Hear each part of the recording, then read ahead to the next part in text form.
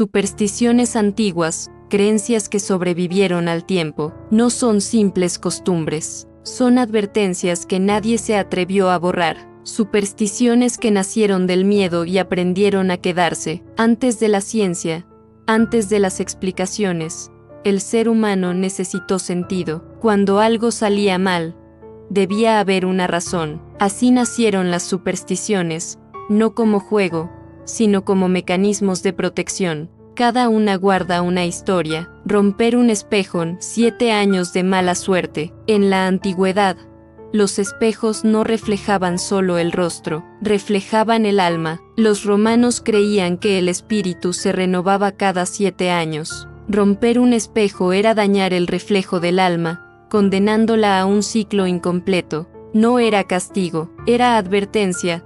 Cuida lo que te devuelve quien eres. Pasar bajo una escalera. Las escaleras apoyadas contra una pared formaban un triángulo, símbolo sagrado para muchas culturas. Romper ese triángulo era desafiar el equilibrio divino. Además, en la Edad Media, las escaleras se usaban en ejecuciones públicas. Pasar bajo una era caminar por donde había pasado la muerte. No trae mala suerte. Recuerda dónde estuviste parado. Derramar sal. La sal fue símbolo de pureza, vida y pacto. Derramarla significaba romper un acuerdo invisible. En muchas mesas antiguas, la sal representaba la unión entre personas. Por eso se lanza sal sobre el hombro izquierdo. Ahí se decía que susurraba la desgracia. No es ritual, es defensa. Gatos negros. En el antiguo Egipto eran sagrados, pero en la Europa medieval se les asoció con brujas y lo desconocido. Un gato negro no anunciaba malas suertes, anunciaba lo que no se podía controlar. No es el gato, es el miedo a lo que no obedece. Tocar madera. La madera era hogar de espíritus protectores en culturas celtas. Tocarla era pedir permiso, o agradecer que la desgracia aún no había llegado. No se toca por suerte, se toca por respeto. El número 13, 12 siempre fue orden. 13, ruptura. En banquetes antiguos, el invitado número 13 traía conflicto, no por maldad, sino porque alteraba la armonía. El 13 no es malo, es incómodo, el verdadero origen del miedo. Las supersticiones no nacieron para asustar, nacieron para recordar errores. Cada gesto supersticioso es una memoria colectiva que sobrevivió generaciones. Una forma de decir, esto ya pasó y no terminó bien. Hoy las repetimos sin saber por qué, pero algo en nosotros aún escucha. Si esta historia te hizo ver las supersticiones como algo más que simples creencias,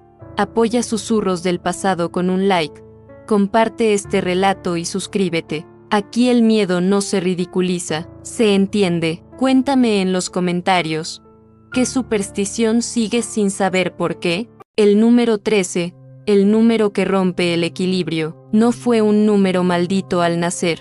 Se volvió incómodo por llegar cuando ya no había lugar. El 13 no trae mala suerte, revela cuando algo sobra. Desde las primeras civilizaciones, el ser humano encontró consuelo en el orden. 12 era un número perfecto, los meses del año, los signos del cielo, las horas visibles del día, los dioses del panteón. 12 cerraba ciclos. El 13 no cerraba nada, los abría. En antiguos banquetes, sentar a 13 personas en una mesa era una advertencia silenciosa, no porque alguien fuera a morir, sino porque el equilibrio se había roto. Siempre había uno que no pertenecía del todo, el invitado que cambiaba el ambiente, la palabra que sobraba. La historia terminó de marcar al 13 en una mesa famosa, la última cena. 12 apóstoles, uno más, traición. No fue el número el culpable, pero quedó unido a la ruptura. En la Edad Media, el 13 se volvió símbolo de lo desconocido. Los calendarios evitaban el día 13 para decisiones importantes. Las escaleras rara vez tenían 13 escalones. Los edificios omitieron el piso 13, no por miedo irracional, sino por prevención heredada. El 13 no anuncia desgracia inmediata, anuncia desajuste. Por eso el martes o viernes 13 pesan distinto. No prometen tragedia, prometen error. Un paso de más. una decisión tomada cuando el ciclo ya debía cerrarse. El 13 no castiga, recuerda que no todo debe prolongarse, y quizá por eso sigue incomodando, porque nos obliga a preguntarnos, ¿esto ya debía terminar? Continuemos con Viernes 13. Viernes 13, el día en que la mala suerte aprendió a caminar. No es solo una fecha, es un recuerdo antiguo, un día donde las promesas se rompen, los errores despiertan y la suerte decide no mirar.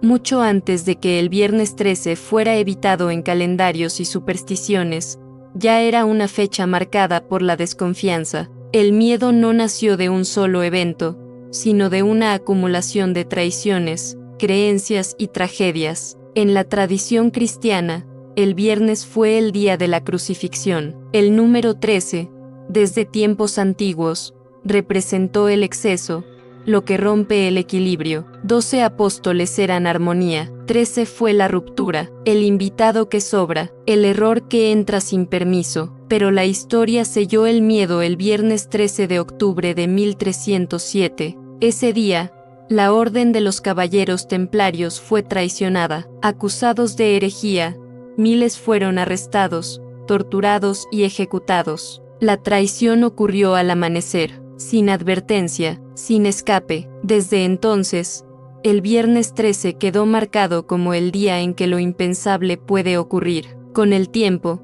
la fecha comenzó a cargar una energía distinta, accidentes inexplicables, decisiones equivocadas, encuentros que nunca debieron suceder, no porque el día sea maldito, sino porque la gente espera que lo sea, y cuando el miedo se espera, suele cumplirse. En la cultura moderna, el viernes 13 se volvió sinónimo de horror.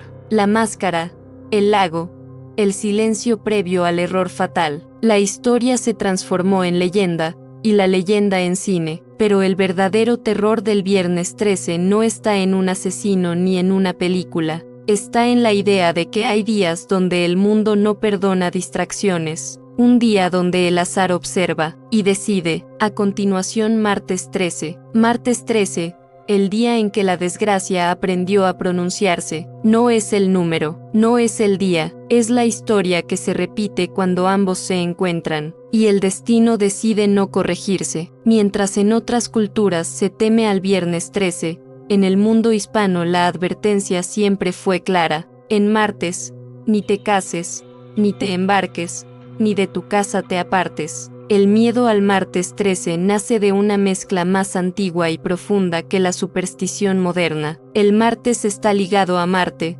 dios romano de la guerra, la destrucción y el conflicto. No era un día de inicio, sino de enfrentamiento, un día donde la sangre y el error caminaban juntos. El número 13, por su parte, siempre fue visto como ruptura. 12 representa orden, los meses, los apóstoles, los signos. 13 es lo que sobra, lo que desequilibra, lo que entra cuando ya no hay espacio. Pero la historia terminó de sellar el miedo el martes 29 de mayo de 1453, cuando Constantinopla cayó. El corazón del Imperio bizantino fue tomado, iglesias destruidas, promesas rotas, un mundo entero cambió para siempre. En martes, desde entonces, el martes quedó marcado como el día donde las estructuras caen. A diferencia del viernes 13 que amenaza con accidentes repentinos, el martes 13 es más silencioso. No empuja, deja que tomes la decisión equivocada, contratos mal firmados, viajes que no debieron hacerse, palabras dichas sin pensar. No es un día de caos inmediato, es un día de consecuencias. Por eso la advertencia popular no habla de muerte, sino de elecciones, porque el martes 13 no crea la desgracia, la acompaña, y cuando algo sale mal ese día, no parece sorpresa, parece confirmación. ¿Qué sucede si rompemos un espejo? 7 años mirando lo que quedó roto. No es el vidrio lo que se rompe, es lo que te mira desde dentro. Y cuando un espejo cae, algo tarda 7 años en volver a su lugar. Mucho antes de que los espejos colgaran en paredes comunes, eran objetos raros, caros y profundamente temidos. no reflejaban solo el rostro, reflejaban el alma. En la antigua Roma se creía que el espíritu humano se renovaba cada 7 años. Romper un espejo significaba dañar el reflejo del alma, dejándola incompleta hasta el siguiente ciclo de renovación. Por eso no se hablaba de castigo, sino de tiempo para sanar lo que fue fracturado. Cuando un espejo se rompía, no se recogían los fragmentos de inmediato, se cubrían, se enterraban, algunos incluso los lanzaban a ríos, creyendo que el agua podía arrastrar el daño lejos del espíritu. En la Edad Media, el miedo creció, se decía que los espejos podían atrapar miradas que no eran humanas. Romper uno no solo liberaba mala suerte, liberaba lo que estaba mirando desde el otro lado. Por eso aún hoy, cuando un espejo se quiebra, el aire se siente distinto, no por el ruido, por el silencio posterior, ese segundo donde nadie quiere mirarse. La superstición no dice que algo malo vaya a pasar, dice que algo quedó incompleto, y durante 7 años, la vida se encarga de recordarlo en pequeños detalles, decisiones erradas, encuentros que no encajan, reflejos que ya no se sienten iguales. ¿Y qué decimos de pasar por debajo de una escalera? Cruzar donde el destino ya cayó. No es mala suerte, es memoria. Pasar por debajo de una escalera es caminar por un lugar que nunca fue neutro. Antes de ser una superstición, la escalera fue un símbolo poderoso. No servía solo para subir o bajar. Representaba el paso entre un estado y otro, del suelo al cielo, de lo humano a lo divino, de la vida a lo irreversible. Cuando una escalera se apoyaba contra una pared, formaba un triángulo perfecto. Para las culturas antiguas, el triángulo era una figura sagrada, encarnaba equilibrio, protección y orden. Romper ese triángulo era alterar una armonía invisible, pero el significado se volvió más oscuro en la Edad Media. Las escaleras eran usadas en ejecuciones públicas. El condenado subía los peldaños sabiendo que no volvería a bajarlos. Tras la muerte, la escalera quedaba apoyada, inmóvil, marcando el lugar exacto donde alguien había dejado el mundo. Pasar por debajo de ella no era un acto de mala suerte, era atravesar el rastro de una despedida. Con el tiempo, la advertencia perdió su explicación y quedó solo el temor. No pases, decían, sin saber por qué, pero el cuerpo lo entendía, algo se tensaba, algo advertía. Aún hoy, incluso quienes no creen en supersticiones dudan un segundo antes de hacerlo, porque no es la mente la que recuerda, es el instinto. Hay espacios que no se cruzan porque estén prohibidos, se evitan porque ya fueron marcados. Continuemos con el gato negro que cruza el camino. El guardián que fue confundido con mal augurio, no anuncia desgracia, anuncia presencia. Cuando un gato negro cruza tu camino, no interrumpe tu destino, lo observa. Antes de ser temido, el gato negro fue venerado. En el antiguo Egipto, los gatos eran protectores del hogar y del espíritu. Se creía que veían lo que el ser humano no podía y que su sola presencia alejaba lo invisible que buscaba entrar. Cruzar el camino de un gato no era mala suerte, era señal de vigilancia. Pero la historia cambió en la Edad Media. El miedo necesitaba símbolos, y el gato negro, silencioso e independiente, se convirtió en sospechoso. Fue ligado a brujas, a la noche, a lo que no obedecía, no porque hiciera daño, sino porque no se sometía. Cuando un gato negro cruzaba el camino, se decía que algo debía detenerse, no el viaje, la atención, era una advertencia para no seguir sin pensar, para observar el entorno, para no avanzar a ciegas. En algunos pueblos antiguos, si el gato cruzaba de izquierda a derecha, se consideraba protección. Si lo hace al revés, advertencia, no de tragedia, sino de decisiones. Con el tiempo, la advertencia se volvió superstición, se olvidó el origen y quedó el temor, pero el cuerpo aún responde, una pausa, una respiración, una mirada rápida alrededor. El gato no cambia el destino, te recuerda que no caminas solo. ¿Por qué no hay que derramar sal? Cuando el pacto se rompe en la mesa, no fue un descuido, fue una señal. Cuando la sal cae, algo invisible entiende que el equilibrio se ha roto. Durante siglos, la sal fue más valiosa que el oro. Conservaba alimentos, sellaba acuerdos y protegía hogares. Compartir sal en una mesa significaba confianza absoluta. Era un pacto silencioso. Mientras la sal permaneciera intacta, el vínculo también lo estaría. Por eso, derramarla era más que un error doméstico, era una advertencia. En la antigüedad, se creía que los espíritus negativos observaban los momentos de descuido. La sal, símbolo de pureza y protección, al caer dejaba un espacio abierto, un pequeño instante donde algo podía colarse, no por casualidad, sino por descuido humano. Para protegerse, nació el gesto de lanzar sal sobre el hombro izquierdo. Ahí, según creencias antiguas, susurraba la desgracia. No era un ritual para atraer suerte, sino para cegar al mal, devolverle la sal a los ojos de aquello que esperaba aprovechar la ruptura. En pinturas antiguas, como las escenas de banquetes, la sal aparece siempre cuidada. Incluso se decía que si la sal caía durante una comida importante, una traición estaba cerca. Hoy, aunque ya no depende nuestra vida de la sal, el cuerpo reacciona igual. Una pausa, un gesto automático, un pequeño ritual repetido sin saber por qué.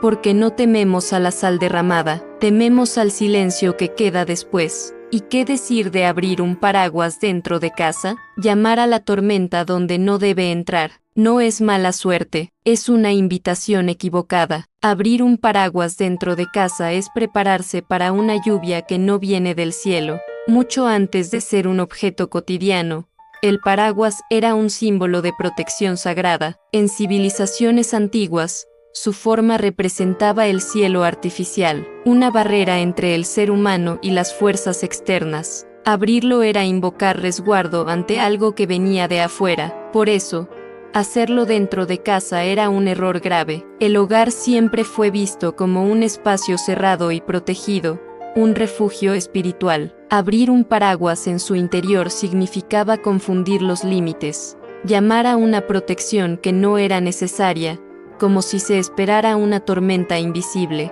En la época victoriana, cuando los paraguas comenzaron a fabricarse con varillas metálicas rígidas, el miedo se volvió más concreto. Abrirlos en espacios cerrados causaba accidentes, golpes, objetos rotos. Con el tiempo, el daño físico se mezcló con la idea espiritual. Algo se rompía cuando el paraguas se abría donde no debía. Se decía que el paraguas abierto dentro de casa alteraba el equilibrio del lugar. No traía lluvia, traía conflicto, discusiones sin motivo, visitas incómodas, noticias inesperadas, no tragedias inmediatas, sino desajustes. Porque el paraguas no es solo protección, es respuesta a una amenaza, y cuando se abre sin amenaza, algo entiende que debe llegar. Por eso aún hoy, incluso quienes no creen en supersticiones, sienten una incomodidad inmediata al verlo abierto bajo un techo. No es miedo, es memoria heredada. Hay que tocar madera, pedir permiso antes de que el destino escuche. No es para atraer suerte, es para no llamar la atención.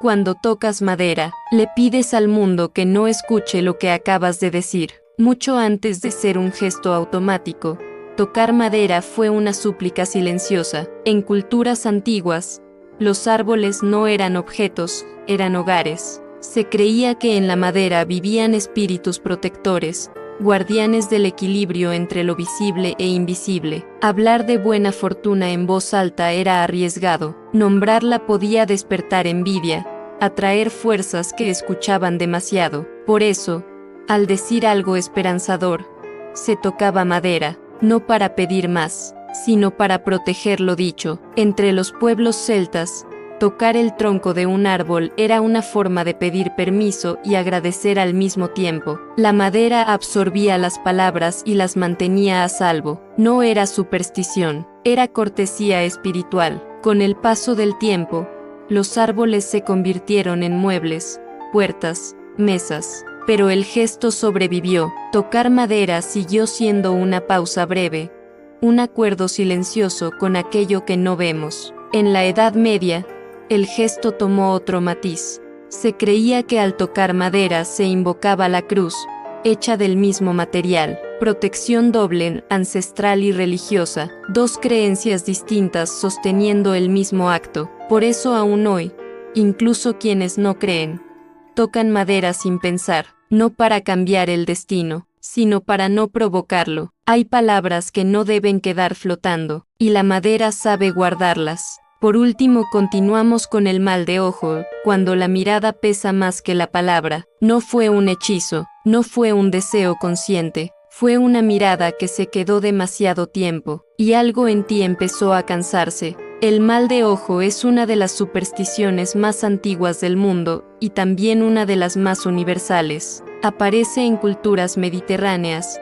árabes, latinoamericanas y asiáticas, con un mismo origen: el poder de la mirada. Antes de que existieran los conjuros, se creía que los ojos eran puertas. No solo observaban el mundo, también dejaban salir emociones intensas: envidia, admiración excesiva, deseo, resentimiento. Cuando una de esas emociones no encontraba palabra, salía por la mirada. El mal de ojo no era maldad intencional, era energía desbordada. Por eso los más vulnerables eran los niños, los enfermos y quienes vivían momentos de buena fortuna. Una mirada cargada de envidia o incluso de admiración podía desequilibrarlos, no porque alguien quisiera dañarlos, sino porque no todos saben mirar sin tomar. Los síntomas siempre fueron los mismos a lo largo de los siglos: cansancio repentino, llanto sin causa, dolor de cabeza, pérdida de apetito, mala racha continua. No se atribuían a enfermedad, sino a una atención indebida. Para protegerse, nacieron los amuletos: el ojo azul, la cinta roja, el azabache, los rezos en voz baja. No eran objetos mágicos, eran recordatorios. No todo debe ser visto, no todo debe ser observado demasiado. En muchos pueblos, cuando alguien elogiaba a un niño, se decía inmediatamente una frase protectora o se tocaba al pequeño. Era una forma de cerrar la puerta que la mirada había abierto. El mal de ojo no entra como ataque, entra como exceso de atención. Y por eso aún hoy, cuando sentimos que algo se apaga sin razón, buscamos instintivamente cubrirnos, no del daño, sino de las miradas que no supieron irse. Si estas supersticiones te hicieron pensar en miradas que pesan más que palabras, apoya Susurros del Pasado con un like, comparte estos relatos y suscríbete. Aquí no tememos a los ojos, entendemos lo que cargan. Cuéntame en los comentarios, ¿crees que algunas miradas quitan energía?